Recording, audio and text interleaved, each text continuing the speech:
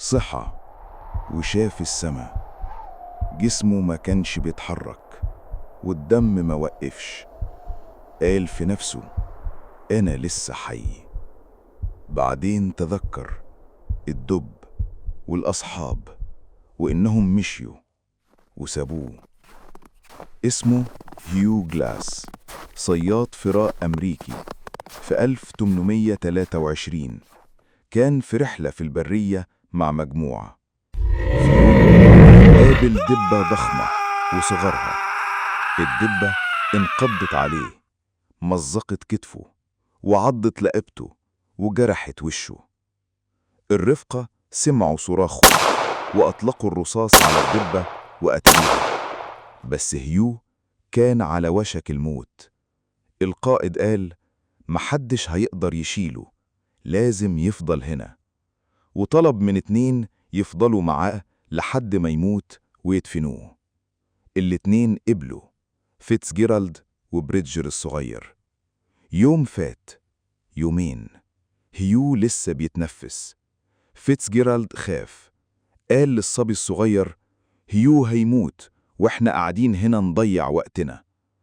أخدوا سلاحه وأغراضه وسابوه في البرية لوحده، من غير سلاح، من غير أكل. هيو صحى ولقى نفسه لوحده. الألم كان لا يطاق، بس الغضب كان أقوى. بدأ يزحف. يوم، يومين، أسبوع. أكل جذور وحشرات وشرب من الأنهار. مرة لقى ذئاب بتاكل جيفة بيسن، سرح عليهم وهربوا وأكل هو. مئات الكيلومترات زاحف وماشي لحد ما وصل للحصن. الكل شافه، ما صدقوش. الراجل اللي المفروض يكون ميت وقف قدامهم. بس هيو ما كانش جاي يستريح، كان جاي يدور على فيتزجيرالد وبريدجر. لقى بريدجر الصبي الصغير، بص فيه طويل وقال له: روح، انت كنت صغير ومش واعي. بس فيتزجيرالد لقاه تحول لجندي في الجيش. هيو بص فيه وعرف إنه لو قتله هيتعدم. ما قتلوش، بس أخد سلاحه بإيده وقال له قدام الكل: أنا مت ورجعت عشانك، وهتعيش كل يومك وانت عارف ده. فيتزجيرالد فضل جندي، بس ما نام ليلة واحدة تانية بسهولة.